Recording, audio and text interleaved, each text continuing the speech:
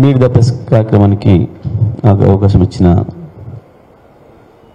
Press club మిత్రులు president Venu గారు, vice president Srikanth గారు, రమేష్ వైట్ల గారు, రాజేష్ గారు, గౌరవ ఈసీ మెంబర్స్, పాల్గొంటున్న మిత్రులందరికీ నా ధన్యవాదాలు తెలియజేస్తూ ఒకసారి రాబోతున్న పార్లమెంట్ ఎన్నికల సందర్భంగా రాష్ట్ర రాజకీయాలు, బీఆర్ఎస్ పార్టీకి అవకాశాలు, అన్ని విషయాలపైన తెలంగాణ ప్రజల ముందు మా అభిప్రాయం ఉంచడానికి అవకాశం ఇచ్చినందుకు మీకు అందరికీ మరోసారి ధన్యవాదాలు తెలియజేస్తూ మేము ప్రారంభించుకుందాం. ముందుగా తెలంగాణ రాష్ట్రం దురదృష్టవశాత్తు 4 నెలల్లోనే ఎట్లున్న రాష్ట్రం ఎట్లయిపోయాయి అనే భావన వచ్చే పద్ధతుల్లో ఇవాళ పరిస్థితులు ఈ రాష్ట్రంలో కనబడుతూ ఉన్నాయి. చదువుకున్న వాళ్ళు, మేధావులు, విద్యావంతులు నుంచి మొదలు పెడితే కింద గ్రామీణ పరిస్థితులలో, గ్రామీణ ప్రాంతాల్లో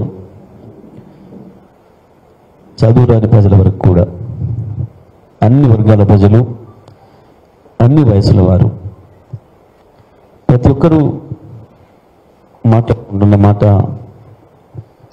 అది తొందరగా ఎందుకు అయింది, ఎట్లయిపోయింది.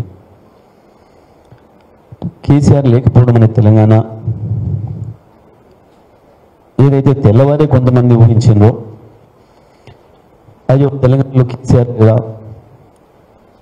కేసీఆర్ ముఖ్యమంత్రి కాదా, ఇప్పుడు కేసీఆర్ కాకపోతే ఎవరైతారు, ఇట్లాంటి ప్రశ్నలు తెల్లవారి మొదలైనవి కొంతమంది నుంచి అమాయకంగా. మేము కేసీఆర్ పోతాడు అనుకోలేదు, ఇట్లాంటి మాటలు కూడా విన్నాం కేసీఆర్కి వ్యతిరేకంగా ఓట్లేసిన వాళ్ళ నుంచి కూడా. సో అది నిజమని 4 నెలల్లోనే తేలిపోయింది. 4 నెలల్లోనే తేలిపోయింది స్పష్టంగా. ప్రజల అనుమానాలు నిజమైనవి. భారతదేశంలో, ప్రపంచవ్యాప్తంగా తెలంగాణ రాష్ట్రానికి గత 10 సంవత్సరాల్లో ఏ పేరైతే వచ్చిందో, ఏ పరపతి అయితే పెరిగిందో, ప్రపంచవ్యాప్తంగా ఎక్కడి నుంచి పారిశ్రామికవేత్తలు బయలుదేరినా భారతదేశాన్ని వదిలి తప్పకుండా మనం హైదరాబాద్కి వెళ్ళాలి అన్న భావన వచ్చి ఉండేనో, స్థిరపడి ఉండేనో, దురదృష్టవశాత్తు ఇవాళ అది పోయే పరిస్థితి, మళ్ళీ మన పైన నీడలు వ్యాపించే పరిస్థితి వచ్చింది. దాంట్లో ప్రధానంగా ఆ రోజు ప్రపంచవ్యాప్తంగా ఈ భావన రావడానికి కారణం 10 సంవత్సరాల కేసీఆర్ గారి పరిపాలనలో రాష్ట్ర ఉత్పత్తి కొరకు, రాష్ట్ర పారిశ్రామిక రంగాన్ని ఎట్లా అభివృద్ధి చేయాలనే విషయంలో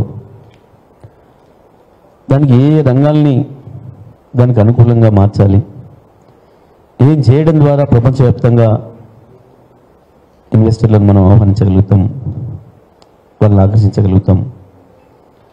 అదే సందర్భంలో ఈ రాష్ట్ర ప్రజలందరికీ కూడా ఒక విశ్వాసం ఇవ్వటానికి ఎటువంటి చర్యలు తీసుకోవాలి. తప్పకుండా ఈ దేశం అనేక రకాల భిన్నత్వంలో ఏకత్వం కలిగిన దేశం కాబట్టి, ఉన్నవారు లేనివారు అన్న తేడా ఉన్న దేశం కాబట్టి, అన్ని వర్గాల ప్రజలకు విశ్వాసాన్ని కలిగిస్తూ ఎట్లా ముందుకు తీసుకుపోవాలి, గ్రామీణ ప్రాంతాల్లో ఎట్లా ఉపాధిని కల్పించాలి, చితికిపోయిన గ్రామీణ ఆర్థిక జీవితాన్ని ఎట్లా గాడిలో పెట్టాలి, ప్రతి కుటుంబానికి ఏ రకంగా ఆర్థికంగా ప్రోత్సాహం లభించేటట్లు చేయాలి, ప్రతి మనిషి నేను తప్పకుండా బతకగలుగుతా అనే విశ్వాసాన్ని, ధైర్యాన్ని ఇవ్వటానికి ఏం చర్యలు తీసుకోవాలి అనే విషయంలో తనకున్న సుదీర్ఘమైన అనుభవాన్ని రంగరించి ఒక అద్భుతమైన పరిపాలన నమూనాను తయారు చేసిన నాయకులు, పరిపాలకుడు కేసీఆర్ గారు. అంతకుముందు కేవలం కేసీఆర్ని 14 సంవత్సరాలు ఉద్యమ నాయకుడిగా చూసినారు. రాష్ట్ర ప్రజలు కావచ్చు, మీడియా మిత్రులు కావచ్చు, రాష్ట్ర వ్యాప్తంగా దేశవ్యాప్తంగా ఉండే రాజకీయ పరిశీలకులు కావచ్చు, ఆయన ఒక ఫైర్ బ్రాండ్గానే చూసినారు. కానీ పరిపాలనకు వచ్చిన మొదటి రోజు నుంచే ఆయనలో ఉన్న అసలైన పరిపాలకుడు బయటకు వచ్చింది. ఆయన అనుభవాన్ని అంతా రంగరించి వారు మొదటి అసెంబ్లీలో చేసిన ఉపన్యాసం కావచ్చు, ఆ తర్వాత కంటిన్యూగా చర్యలు కావచ్చు, ఈ రాష్ట్రంలో ఉన్న ప్రతి మనిషికి ధైర్యం ఇచ్చింది, ఉత్సాహం ఇచ్చింది, ఊపునిచ్చింది. అన్ని రంగాలలో ఈ రంగం ఆ రంగం అని కాదు, ప్రతి రంగంలో వ్యవసాయ రంగం నుంచి మొదలుకొని పారిశ్రామిక రంగం వరకు ప్రతి మనిషికి విశ్వాసాన్ని ఇచ్చి ప్రోత్సాహం ఇచ్చి ముందు నడిపి దాంతో రాష్ట్ర ఆర్థిక వనరులు పెరిగినాయి, రాష్ట్ర ఆదాయం పెరిగింది, స్థూల జాతీయోత్పత్తిలో మన పాత్రను పోషించగలిగినాం, మన తలసరి ఆదాయం పెరిగింది, తలసరి విద్యుత్ వినియోగం పెరిగింది, అన్ని రకాల వినియోగం కూడా పెరిగింది. తెలంగాణ రాష్ట్రంలో అనేక గ్రోత్ ఇండికేటర్స్లో మనం నెంబర్ 1 అయినాం. ముందుగా పారిశ్రామిక రంగాన్ని ఆహ్వానించి యువతకు ఉపాధి అవకాశాలు కల్పించడం కొరకు మొట్టమొదటిగా పరిశ్రమకు కావాల్సింది ప్రాథమికమైనది విద్యుత్తు, రెండవది నీళ్లు, మూడవది ట్రాన్స్పోర్టేషన్ కమ్యూనికేషన్, నాలుగవది శాంతి భద్రతలు. వీటి విషయంలో ఎక్కడ కూడా రాజీ లేకుండా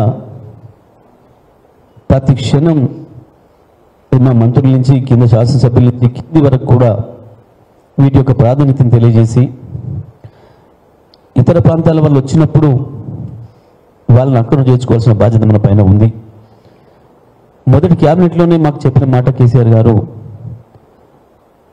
చలో ఇవాళ మన కళ నెరవేరింది, రాష్ట్రం వచ్చింది, ఈ రాష్ట్రం సాధించుకోవడం కొరకు మనం నడిపిన ఉద్యమంలో రకరకాల ప్రక్రియలు జరిగినాయి. ఇవాళ మనం ఎవరి నుంచి విడిపడ్డమో వాళ్ళు మనకు శత్రువులు గారు, మనం కేవలం కోరుకున్నది ప్రత్యేక రాష్ట్రమే తప్ప మనకు వేరే పంచాయతీ లేదు. అది ఇవ్వాల్సింది ఢిల్లీ నుంచి వెళ్ళి ఒక రాష్ట్ర ఏర్పాటు అనేది పార్లమెంట్ నుంచి వెలువడవలసిన ఒక రాజకీయ ప్రక్రియ అనే విషయాన్ని మనం 2001లో నిర్ణయించుకొని మన పోరాటం అంతా అటువైపే చేసినాం, మన ప్రయాణం అంతా అటే సాగింది. మధ్యలో ఏదైనా చిన్న చిన్న ఇష్యూస్ జరిగినా మనం వాటిని ఇక్కడక్కడ జాగ్రత్త తీసుకున్నాం. ఇవాళ మన పక్క రాష్ట్రాలు, పొరుగు రాష్ట్రాలు, కర్ణాటక, మహారాష్ట్ర, ఒరిస్సా ఎంతో, ఆంధ్రప్రదేశ్ కూడా అంతే. హైదరాబాద్లో ప్రత్యేకించి రాష్ట్రంలో వివిధ ప్రాంతాలు ఉన్నప్పటికీ హైదరాబాద్లో అన్ని రాష్ట్రాల ప్రజలు వచ్చి ఇక్కడ ఉంటారు. మనకు భారతదేశంలో ఉండే అన్ని రాష్ట్రాలు, అన్ని తెగల ప్రజలు కావచ్చు, ఇంకా ఇతర ప్రాంతాల నుంచి వచ్చిన వాళ్ళు కూడా ఉండవచ్చు. అందరినీ ఒకే తీరుగా అతిథులుగా చూసుకోవాల్సిన బాధ్యత మనది. ఇవాళ మనం బాధ్యతల్లోకి వచ్చినాం, మనం ఇంకా పోరాటం చేసే దశలో లేం. మనం బాధ్యతల్లోకి వచ్చిన మా విషయాన్ని మరి గుర్తుపెట్టుకొని మీరు పనిచేయాలి అని చెప్పి మాకు ఒక డైరెక్షన్ ఇచ్చి ఆ పద్ధతుల్లో రాష్ట్రాన్ని నడిపారు. కాబట్టి 10 ఏళ్లలోనే అందరి మనల్ని పొందే పద్ధతుల్లో ఎవరెవరి మనసులో ఎటువంటి భయాలు ఉండేనో, సందేహాలు ఉండేనో వాటన్నిటిని ఒకటే మాటతో తీర్చేసి విశ్వాసం ఇచ్చి ఈ రాష్ట్రాన్ని నడిపారు. ఏ 4 రంగాల మీద దృష్టి పెట్టి సరి చేయాలని వాటి సరి చేయడం ద్వారా విద్యుత్తును నిమిషం పోకుండా విద్యుత్తును అందించే ప్రక్రియ, లా అండ్ ఆర్డర్ విషయంలో పోలీసు వ్యవస్థను పటిష్టం చేసి వేలాది వాహనాల వరకు అందించి, అందులో కూడా అప్పటికే గూడు కట్టుకొని ఉన్న కొంత అవినీతిపరమైన చర్యలు కావచ్చు, లేదా కింది స్థాయిలో పోలీస్ సిబ్బందికి స్టేషన్ కూడా సరైన అవసరాలు తీర్చే పద్ధతిలో అవకాశాలు లేకపోవడం, ఆనాటి ప్రభుత్వానికి కల్పించకపోవడం, ఒక కేసు పెట్టడానికి ఎవరైనా వస్తే వాళ్ళని తెల్లగాయిదాలు కొనుక్కొచ్చుకోండి అని చెప్పాల్సిన పరిస్థితిలో ఆనాడు ఉంటే వాటన్నిటిని కూడా రివైవ్ చేసి పోలీస్ స్టేషన్కి కూడా అటువంటి ఖర్చులు ఉంటాయని దాన్ని కూడా గమనించి దాని కొరకు కూడా వాళ్ళు ఇతరుల మీద ఆధారపడొద్దు, వాళ్ళ గౌరవం కూడా భంగం కలగనియొద్దు అని చెప్పి ఆ పద్ధతుల్లో అంత జాగ్రత్తలు తీసుకొని ఒకవైపు పోలీసు వ్యవస్థను పటిష్టం చేసి, లా అండ్ ఆర్డర్ను పటిష్టం చేసి, ఇంకోవైపు షీ టీమ్స్ లాంటివి కూడా ఏర్పాటు చేసి మహిళలకు రక్షణ కల్పించి ఈ రాష్ట్రంలో అన్ని విషయాలలో శాంతి భద్రతలను పూర్తి స్థాయిలో నియంత్రించి ఒక మంచి వాతావరణాన్ని కల్పించి దాదాపుగా 50,000 పరిశ్రమలు, కొత్త పరిశ్రమలు వచ్చే పద్ధతుల్లో సింగిల్ విండో విధానాన్ని తీసుకొచ్చి రాష్ట్రాన్ని పారిశ్రామికంగా అభివృద్ధి చేసిన విషయం మనందరికీ తెలుసు.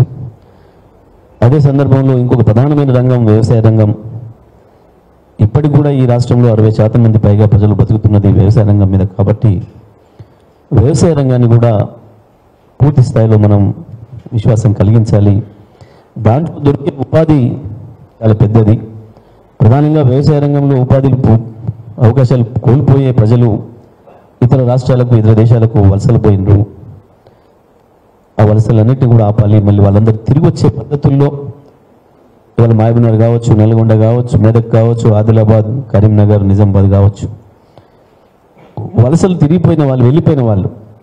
ఒకప్పుడు భారతదేశంలో ఎక్కడ కాశ్మీర్ నుంచి కన్యాకుమారి వరకు ఎక్కడ ఒక పారగడ్డపార పట్టుకొని నడిచాయన రోడ్డు మీద మీరు కారా పెడినా ఎక్కడ మీదంటే మహబూబ్నగర్, పాలమూరు అని చెప్పే పరిస్థితి ఉండేది. ఇవాళ అటువంటి స్థితి నుంచి ఎక్కడ ముంబైలో, ఇంకెక్కడో భీమండిలో, షోలాపూర్లో, సూరత్లో ఎక్కడ నేత కార్మికుడు కనపడ్డా మీరు వెళ్ళి అడిగితే ఎవరు మీరు ఎక్కడి నుంచి వచ్చిండ్రు అంటే అయితే సిరిసిల్ల, లేదంటే పోచంపల్లి, నల్గొండ, మహబూబ్నగర్, మెదక్ అని చెప్పేవాళ్ళు. దుబాయ్లో ఎక్కడ చూసినా ఆఖరికి చివరికి అబుదాబి కావచ్చు, దుబాయ్ కావచ్చు, ఖతార్ కావచ్చు, ఆయా దేశాల్లో బాత్రూమ్ క్లీన్ చేసే దగ్గర పోయినా మనం తెలుగు వాళ్ళని పోతే కనబడితే తెలుగు మాట అంటే నమస్తే నమస్తే అని అనుకుంటూ వచ్చేవాళ్ళు. అంటే ఆ పరిస్థితి అక్కడ పోవాల్సిన పరిస్థితి 10,000, 15,000 ఉద్యోగాలకి.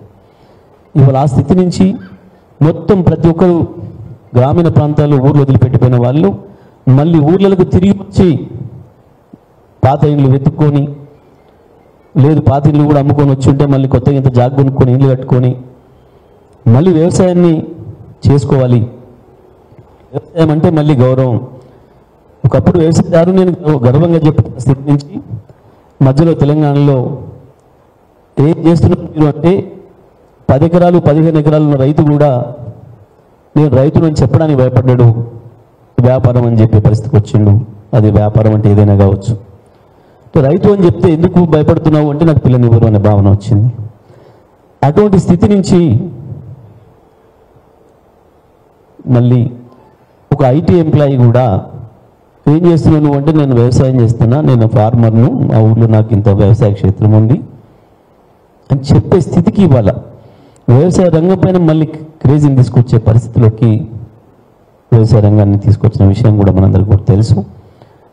రైతాంగాన్ని ఆదుకోవడానికి అప్పటికే అప్రపాలై ఉన్న రైతాంగాన్ని కాపాడడానికి రైతు రుణమాఫీ కావచ్చు, ఎన్నికల్లో ఇవ్వకపోయినా, హామీలు ఇవ్వకపోయినా వీళ్ళు నా రైతులు, నా ప్రజలు, నా రాష్ట్రం, ఈ రాష్ట్రానికి ఆదాయం పెరిగింది కాబట్టి తప్పకుండా రైతులు కాపాడుకోవాలి. రైతు అప్పు మాఫీ చేయమని ఇంకొని అడిగి అక్కర్లేకుండా అప్పు చేయకుండా ఉండాలంటే కనీసం విత్తనాలకు, ఎరువులకు ముందే మనం ఇచ్చి ఉండాలి. ప్రభుత్వం నుంచి వెళ్ళే సాయం ఉండాలి. పడితే రైతు నాలుగు భుజాన్ని పెట్టుకొని పొలానికి పోవాలి తప్ప కండవ భుజాన్ని వేసుకొని అప్పు పోయే పరిస్థితి ఉండొద్దు అన్న నినాదం ఇచ్చి అదే పద్ధతిలో రైతు బంధు కార్యక్రమాన్ని తీసుకొచ్చి వ్యవసాయ రంగం పైన విశ్వాసాన్ని నింపడం, వ్యవసాయ రంగానికి అనుబంధంగా మార్కెట్లు, గోడౌన్లు అన్ని నిర్మాణం చేయడం, విత్తనాలు, ఎరువులు సకాలంలో అందటానికి ఎండాకాలంలోనే తీసుకొచ్చి సిద్ధంగా పెట్టడం, వ్యవసాయానికి కూడా ఉచితంగా విద్యుత్ ఇవ్వాలి, వ్యవసాయ రంగాన్ని కూడా పారిశ్రామిక రంగానికి సమానంగా చూడాలి అని చెప్పి మొట్టమొదటిసారిగా ఆలోచన చేసిన ముఖ్యమంత్రి కేసీఆర్ గారు అన్నాడు.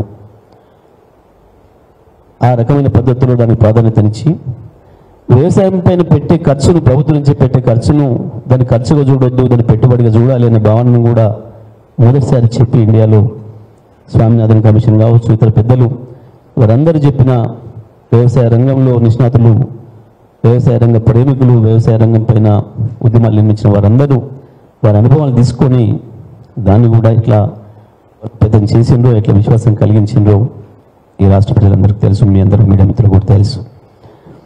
అదే సందర్భంలో ఒకవైపు పారిశ్రామికంగా, ఇంకొక వైపు వ్యవసాయకంగా ఉపాధి అవకాశాలు కల్పిస్తూ దెబ్బతిన్న గ్రామీణ ఆర్థిక వ్యవస్థ, గ్రామీణ ఆర్థిక వ్యవస్థ వివిధ వృత్తులతోని కూడుకున్న ఆర్థిక వ్యవస్థ, మిషన్ కాకతీయ ద్వారా ఏదైతే చెరువులు బాగు చేసినామో ఆ చెరువులు కేవలం రైతులకు, వ్యవసాయ నీళ్ళకే కాదు, అవి చేపల ఉత్పత్తికి ఉపయోగపడాలి. తప్పకుండా చేపల పెంపకందారులు ఎవరైతే ఉన్నారో ఆ మిత్రులు కూడా సహాయపడాలి. వాళ్ళకు కూడా ప్రభుత్వం నుంచి చేపలు అందించాలి. దాని ద్వారా దాన్ని ప్రోత్సహించాలి, వారికి కూడా ఆర్థికంగా మనం ప్రోత్సాహం ఇవ్వాలని చెప్పి, అదేవిధంగా మాంసం ఉత్పత్తిదారులు తెలంగాణలో హైదరాబాదులో రోజు 8 నుంచి 1200 లారీల మేకలు గొర్రెలు ఇతర రాష్ట్రాల నుంచి వస్తున్నాయి. మరి మన రాష్ట్రంలో గొర్రెల కాపర్లు వేలాది మంది లక్షల సంఖ్యలో ఉన్నారు. వారిని ప్రోత్సహించి మనమే ఇతర రాష్ట్రాలకు ఇతర దేశాలకు ఎగుమతి చేసే స్థాయికి తీసుకుపోయే అవకాశం మనకు ఉంది. అంతమంది దాంట్లో వృత్తి నిపుణులు ఉన్నారు. వారికి కూడా అవకాశాలు అందించి ప్రభుత్వం నుంచి సాయం అందించి దాన్ని కూడా మనం ప్రోత్సహించాలి, దాంట్లో కూడా ముందుకు పోవాలని చెప్పి అటు గొర్రెల కాపర్లకు కూడా సాయం చేసే ప్రయత్నం, ఆర్థికంగా ఏ రంగంలో మనం ఎట్లా వాళ్ళకు సహాయపడాలి, తోడ్పడాలని చెప్పి వీటన్నిటినీ ఉత్పత్తి పైన పెట్టుబడిగా భావిస్తూ, పరిశ్రమలపైన ఇచ్చే సబ్సిడీలాగా భావిస్తూ ఆ రకంగా కేసీఆర్ గారు ఒక పథకం ప్రకారం ఈ రాష్ట్రాన్ని అభివృద్ధి చేసిన విషయం మీ అందరి దృష్టిలో కూడా ఉంది. ఇదే సందర్భంలో ఇంకొక వైపు సంక్షేమం కూడా అవసరం. ఎందుకంటే ఈ దేశంలో ఉండే ఆర్థిక అసమానతలు ఏందో మనకు తెలుసు. దాంట్లో భాగంగానే దాన్ని దృష్టిలో పెట్టుకొని అప్పటికే దెబ్బతినిపోయిన వ్యవసాయ రంగం, ఆర్థికంగా దెబ్బతిన్న చిన్న మధ్యతరగతి కుటుంబాలు, పట్టణ పేదరికం, వీటన్నిటి కూడా దృష్టి పెట్టుకొని తల్లిదండ్రులకు పెట్టాలని ఉన్నా పెట్టలేని స్థితిలో ఉన్న కొడుకులు కూతుర్లను గమనించి వారికి కూడా ఆర్థిక సహాయం అందించే పెన్షన్ కార్యక్రమాన్ని కూడా మరి మొదటి దశలో 1000 రూపాయలకు పెంచి రాష్ట్ర ఆర్థిక పరిస్థితి ఏముంటుందో తెలియదు కాబట్టి ఇంకా మనం అధికారంలో రాకముందు ఎక్కువగా ముందుకు పోతే ఇబ్బంది పడతామని చెప్పి ఒక 1000 రూపాయలకు హామీ ఇచ్చి 1000 రూపాయలు అందించి ఆ తర్వాత అన్ని విషయాలు బెదిరించి వేసుకున్న తర్వాత 2000 ఇవ్వాలని, దురదృష్టవశాత్తు వికలాంగులైన వారికి 3000 రూపాయలు కూడా సహాయం అందించి ఆ తర్వాత 4000 పెంచి ఈ రకంగా వీరు వారు అనుకున్న ప్రతి ఒక్కరి జీవితాల్లోకి వెళ్ళి చూసి ఈ రాష్ట్రంలో ఏ గోండుగూడెంలో, ఏ గిరిజన తండాలో, ఏ దళిత బస్తీలో, ఏ దళిత వాడలో, ముస్లిం బస్తీలో ఎవరి బాధలు ఏమున్నాయి, ఎవరి మనసులో ఏముంది, ఆ కష్టాలు తీర్చడానికి ప్రభుత్వంగా మనం ఏం చేయాలి, సమాజం చివరిన అంచునున్న వాళ్లకు చేరుకోవడం అనేది ఒక ప్రభుత్వ లక్ష్యంగా ఉండాలి, ఒక సంక్షేమ ప్రభుత్వం లక్ష్యంగా ఉండాలి అని చెప్పి ఆ రకంగా ఎవరు అడిగినా అడగకపోయినా వాళ్ళ బాధల్ని తనే తెలుసుకొని ఒక అద్భుతమైన పరిపాలనను అందించి ఈ రాష్ట్రం యొక్క తలసరి ఆదాయాన్ని పెంచి ఈ రాష్ట్ర ప్రజల తలసరి వినియోగాన్ని కూడా పెంచే పద్ధతుల్లో ఒక మంచి నమూనాను ఈ దేశానికి అందించిన నాయకుడు కేసీఆర్ గారు అనే విషయంలో ఎటువంటి సందేహం లేదు.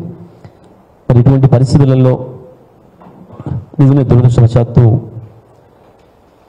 ప్రతి పార్టీ ఎన్నికల ముందు మేనిఫెస్టో ఇవ్వాలి కాబట్టి, మేనిఫెస్టోలు ఇచ్చి ఎన్నికలకు పోవాలి కాబట్టి అన్ని పార్టీలు ఇస్తాయి. ఈ సందర్భంలో ఇంకొక విషయం కూడా మీకు గుర్తు చేసి దీంట్లోకి వస్తాను. ఎంబీసీలు కూడా, సంచార జాతులు కూడా వారికి ఉండే సమస్యలు ఏందనేది గుర్తించి వాళ్ళ సమస్యల పరిష్కారానికి కూడా ప్రయత్నం చేసి న్యాయబ్రాహ్మణ సోదరులు కావచ్చు, వాషర్మెన్ కావచ్చు, ప్రతి ఒక్కరి జీవితాల్లోకి వెళ్ళి తొంగి చూసి ఎక్కడ మనం వాళ్ళకి సహాయపడుతాం ప్రభుత్వం నుంచి నిబంధనల మేరకు, ప్రభుత్వంలో ఉన్న నిబంధనల మేరకు మనం ఆర్థికంగా వాళ్ళకి ఎటువంటి సాయాన్ని అందించవచ్చు, చేతులు అందించవచ్చు అని చెప్పి ఏ ఒక్క వర్గాన్ని వదలకుండా మైనారిటీల విషయంలో కూడా కావచ్చు, ప్రత్యేకించి విద్య విషయంలో ఒక్క తరానికి నాణ్యమైన విద్యను అందించగలిగితే ఇక ఆ జాతికి తిరుగు ఉండదు అని చెప్పి నమ్మే నాయకుడు కేసీఆర్.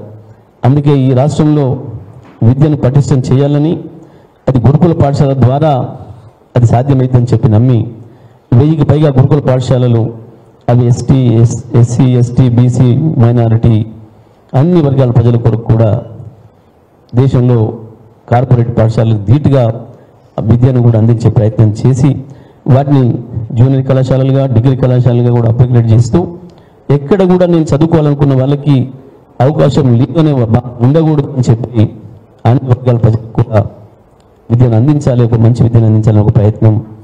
దాని తర్వాత ప్రత్యేకించి వైద్యం విషయంలో భారతదేశంలో ఎక్కడ లేని విధంగా ప్రతి జిల్లాకు ఒక వైద్య కళాశాలను, దానికి అనుబంధంగా ప్రభుత్వ ఆసుపత్రిని ఏర్పాటు చేసి కోవిడ్ సందర్భంలో కూడా ఏ రకంగా ఇతర రాష్ట్రాల వాళ్ళు కూడా వచ్చి తెలంగాణలో హైదరాబాదే కాదు, అది సూర్యాపేట కావచ్చు, నల్గొండ కావచ్చు, నిజామాబాద్ కావచ్చు, కరీంనగర్ కావచ్చు, ఎక్కడైనా ప్రభుత్వ వైద్యశాలలు చేరితే చాలు మేము అనే భావన, ఆ ధైర్యాన్ని ఇచ్చే పద్ధతుల్లో వైద్య రంగాన్ని కూడా అభివృద్ధి చేసి వాళ్ళ ప్రాథమిక ఆరోగ్య కేంద్రాల్లో కూడా అంతకుముందు ఆ ఆరోగ్య కేంద్రాన్ని పక్కన అనుకున్న ఇంటి వాళ్ళు కూడా ఆ హాస్పిటల్ వెళ్ళే సందర్భం లేదు. కానీ 2-3 ఓపీలు లేని ప్రాథమిక ఆరోగ్య కేంద్రాలు గ్రామీణ ప్రాంతాల్లో 200 నుంచి 300 ఓపీలకు వచ్చే పరిస్థితి, ప్రాథమిక ఆరోగ్య కేంద్రాల్లో కూడా డెలివరీలు చేయించుకునే పరిస్థితికి ఎంత విశ్వాసాన్ని కల్పిస్తూ వైద్య రంగం పట్ల, ప్రభుత్వ వైద్య రంగం పట్ల మనకు తెలుసు. అంతకుముందు ఏం పాటలు ఉండేదో, నేను రాను బిడ్డో సర్కారు వైద్య ఆసుపత్రికి అని చెప్పున్న పాటలు, నేను రాను బిడ్డో ప్రభుత్వ పాఠశాల కన్నా పాటల్ని మార్చి మేము ప్రభుత్వ పాఠశాలకే పోతాం, మేము ప్రభుత్వ వైద్యశాలకే పోతామన్న వాతావరణాన్ని కూడా కల్పించి ఇన్ని రకాలుగా ఒక సమాజం, ఒక ఆరోగ్యవంతమైన సమాజానికి ఏమేం కావాలనో ఆ పద్ధతుల్లో ఒకవైపు మళ్ళీ గ్రామజ్యోతి కార్యక్రమాన్ని తీసుకొని గ్రామాలలో రోడ్లు కావచ్చు, ప్రజలకు అవసరమైన మౌలిక వసతులు, మంచినీళ్ళ విషయం కావచ్చు, మిషన్ భగీరథ ద్వారా కేవలం నదీ నీళ్ళను తీసుకోవడం ద్వారా, నదుల నీళ్ళను అందించడం ద్వారా ఎటువంటి జబ్బులకు అవకాశం లేకుండా, ఏ ఇబ్బందులకు అవకాశం లేకుండా తెలంగాణలో ప్రత్యేకించి నల్గొండ జిల్లాలో ఏదైతే ఫ్లోరిన్ మహమ్మారి 100,000 ఫీట్ల లోపలికి పోయి నీళ్ళు తెచ్చుకోవడం ద్వారా ఫ్లోరిన్ మహమ్మారిని తెచ్చుకున్నామో ఆనాడు పాత ప్రభుత్వాల ఉన్ననాడు, దాని నుంచి బయటపడేస్తూ 6 ఏళ్లలోనే ఈ రాష్ట్రంలో ఎక్కడ కూడా ఫ్లోరిన్ అనేది లేకుండా రూపుమాపి 6 సంవత్సరాల తర్వాత స్వయంగా కేంద్రమే తెలంగాణ రాష్ట్రంలో ఈ సంవత్సరం ఒక ఫ్లోరిన్ కేసు కూడా నమోదు కాలేదు అనే పద్ధతుల్లో చెప్పే పరిస్థితి తీసుకొచ్చి ఆ రకంగా ఆ రంగాన్ని కూడా అభివృద్ధి చేసిన విషయం మనందరికీ కూడా తెలుసు. మరి ఇటువంటి పరిస్థితులలో దురదృష్టవశాత్తు మొన్న అసెంబ్లీ ఎన్నికల ముందు కాంగ్రెస్ పార్టీ ప్రజలకి ఎక్కువ అవకాశాలు ఆలోచన కల్పించి, ఆశలు కల్పించి 2,000 పెన్షన్ 4,000 చేస్తామని, 10,000 ఉన్న రైతు బంధు 15,000 చేస్తామని, రైతు భరోసా చేస్తామని, 2 లక్షల రుణమాఫీ చేస్తామని, ప్రతి ఇంటికి ప్రతి మహిళకి 2,500 రూపాయలు ఇస్తామని, పెన్షన్ సౌకర్యం ఇస్తామని, అదేవిధంగా చదువుకున్న ప్రతి విద్యార్థికి 5 లక్షల రూపాయల కార్డు ఇస్తామని, చదువుకుంటున్న ప్రతి అమ్మాయికి స్కూటీలు ఇస్తామని, ఎలక్ట్రికల్ స్కూటీలు ఇస్తామని, ప్రతి నిరుద్యోగికి 2 లక్షల ఉద్యోగాలు ఇస్తాం, ఉద్యోగం రాని యువకులకు అందరికీ కూడా 4,000 రూపాయల నిరుద్యోగ భృతి ఇస్తాం అని చెప్పి, ఇంకా దాంతోపాటు గ్యాస్ కావచ్చు, ఉచిత గ్యాస్ కావచ్చు, నెలకు సంవత్సరానికి 12,000 రూపాయలు ఆటో కార్మికులకు కావచ్చు, ఆటో డ్రైవర్లకు కావచ్చు, సంవత్సరానికి 12,000 రూపాయలు గ్రామీణ ఉపాధి పనిచేసే వాళ్ళకి కావచ్చు. ఈ రకంగా అనేక ఆశలు కల్పించి 420 పైగా హామీలను ఇచ్చి ప్రజలు నమ్మించి కాంగ్రెస్ పార్టీ అధికారంలోకి వచ్చింది. కాంగ్రెస్ పార్టీ అధికారంలోకి వచ్చిన మొదటి రోజు నుంచే మోసం ప్రారంభమైంది. మీ అందరి ద్వారా, మీ అందరి మీడియా ద్వారానే స్వయంగా ఆనాటి పిసిసి అధ్యక్షుడు రేవంత్ రెడ్డి గారు కావచ్చు, ఇతర వర్కింగ్ ప్రెసిడెంట్లు బట్టి విక్రమార్క గారు కావచ్చు, మాజీ పిసిసి అధ్యక్షుడు ఏఐసిసి సభ్యుడుగా ఉన్న ఉత్తమ్ కుమార్ రెడ్డి గారు కావచ్చు, లేదా కొన్ని సందర్భాల్లో స్వయంగా రాహుల్ గాంధీ గారు కావచ్చు, సోనియా గాంధీ గారు కావచ్చు, ప్రియాంక గాంధీ గారు కావచ్చు, ఖర్గే గారు కావచ్చు, వీరందరూ వచ్చి రాష్ట్రంలో స్పష్టంగా చెప్పినారు 6 గ్యారెంటీలు డిసెంబర్ 9 నాడు అమలు చేస్తాం. వారు చెప్పిన హామీలు నేను మళ్ళీ గుర్తు చేసే పని లేదు, మీ మీడియా ద్వారానే ఈ రాష్ట్ర ప్రజలందరూ చూసిండ్రు. 2 లక్షల రుణమాఫీ వాళ్ళకి ఏం చెప్పిండ్రు, రైతు బంధు ప్లేస్లో రైతు భరోసా తెస్తాననే మాట ఈరోజు ఇస్తామని చెప్పిండ్రు. ఈ రకంగా 6 గ్యారెంటీలలో 13 హామీలు ఉన్నాయి. వీటన్నిటి కూడా 9 నాడు అమలు చేస్తామని చెప్పడం, దాన్ని ప్రజలు కూడా నమ్మడం. నిజమే, పెద్ద మనుషులు అప్పటి వరకు కేసీఆరే మా పెద్ద కొడుకు, మా సొంత కొడుకులు సాధకపోయినా కేసీఆర్ గారు మమ్మల్ని జాతున్నారు అని చెప్పి ఎంతో విశ్వాసాన్ని ప్రకటించిన వాళ్ళు కూడా, ఏమో పెద్ద కొడుకు 2 ఇచ్చిండు కదా, చిన్న కొడుకు 4 ఇస్తానంటున్నాడు, చిన్న కొడుకు నేను అంటున్నాడు, నమ్మితే తప్పైంది, ఈ 2 అయితే పోవు కదా, ఇంకా 2 అదనంగా వస్తాయి కదా అని చెప్పి నమ్మే పద్ధతుల్లో నమ్మించిండ్రు. రైతులు కూడా కేసీఆర్ ఇచ్చిన 10 అయితే పోవు కదా రైతు బంధు, ఇంకొక 5 అదనంగా ఇస్తా అంటున్నాడు కదా, తప్పే ఉంది ఒకసారి ఇస్తే అనే భావన. ఈ రకంగా అన్ని వర్గాల ప్రజలకు కూడా కేసీఆర్ నుంచి విడదీయడానికి, కేసీఆర్ నుంచి వాళ్ళ వైపు నడుపుకోవడానికి ఈ హామీలన్నీ కూడా ఉపయోగపడినాయి, సందేహం లేదు. కానీ వాళ్ళు ఏం జరిగిందో మనందరి దృష్టిలో ఉంది. ఇచ్చిన హామీలు అమలు చేయకపోగా అబద్ధాల మీద అబద్ధాలు ఆడుతూ, వాయిదాల మీద వాయిదాలు పెడుతూ, ఇవాళ ప్రజలు నా వాయిదాల్ని నమ్మే పరిస్థితి లేదు అని చెప్పి తన మీద విశ్వాసం పోయి, తన పార్టీ మీద విశ్వాసం పోయిన దశలో ఇక దేవుళ్ళ మీద ఒట్టు పెట్టే పరిస్థితికి వచ్చిన వెంటనే ఇవాళ కాంగ్రెస్ పార్టీ పైన ప్రజలకు విశ్వాసం పోయింది అనే విషయం మనకు స్పష్టంగా అర్థమవుతుంది. ఇచ్చిన హామీలు ఒకవైపు తుంగలు దొక్కడమే కాకుండా వాస్తవానికి గత ప్రభుత్వం అందించింది ఏదైతే ఉందో 24 గంటల విద్యుత్తు అన్ని రంగాల వినియోగదారులకు నాణ్యమైన విద్యుత్తును అందించిన స్థితి నుంచి ఇవాళ విద్యుత్ ఎట్లా ఉందో మీ అందరి అనుభవంలో ఉంది. అది నేను చెప్పడమో ఇంకొక ఆయన చెప్పడమో కాదు, నేను లేదని చెప్పడమో మంత్రి ఉన్నదని చెప్పడమో కాదు. మీ జీవితాల్లో మీ అనుభవాల్లోనే ఉంది, బయట ఎక్కడో అవసరం లేదు. వేదిక మీద కూర్చున్న పెద్దలు మీ అందరు కావచ్చు, కెమెరామెన్లు కావచ్చు, ప్రతి ఒక్కరి దృష్టిలో ఉంది విద్యుత్ ఎట్లా వస్తుంది, ఎట్లా పోతుంది అనే అనుభవాలు మీకే ఉన్నాయి. ఏ రకంగా ప్రభుత్వం విఫలమవుతుందో మనం చూస్తున్నాం. మంచినీళ్ళకు సంబంధించి కూడా వరుసగా 5 సంవత్సరాలు ఎటువంటి ఆటంకం లేకుండా అందించడం మేము మిషన్ భగీరథ ద్వారా. ఇవాళ అనేక చోట్ల బిందెలు తీసుకొని మళ్ళీ ట్రాక్టర్ కొరకు, ట్యాంకర్ కొరకు ఎదురు చూడాల్సిన పరిస్థితి. విద్యుత్ విషయంలో కూడా మళ్ళీ మోటార్లు కలుపుతున్న పరిస్థితి, ఇన్వర్టర్లను మళ్ళీ తెచ్చుకోవాల్సిన పరిస్థితి, మళ్ళీ ఎప్పుడో 5 ఏళ్ల కింద, 6 ఏళ్ల కింద, 10 ఏళ్ళు ఆగిపోయిన జనరేటర్లను మళ్ళీ రిపేర్ చేసుకొని పెట్టుకోవాల్సిన పరిస్థితి మళ్ళీ వచ్చింది. వ్యవసాయ రంగానికి సంబంధించి ఇంకొక వైపు లో వోల్టేజ్ ద్వారా మోటార్లు కాలిపోవడం ఒకవైపు అయితే, మరొక వైపు అనుకోకుండా కొంత చిన్న కరువు సమస్య. వాస్తవమే, కరువును మనం ఎవరేమేం ఆపగలిగింది లేదు, చేయగలిగింది లేదు. కానీ దానికి ప్రత్యామ్నాయం ఏంది, ఎంత సమర్థవంతంగా నువ్వు దాన్ని ఎదుర్కోగలిగినాం అనేది సమస్య. ఇవ్వాలి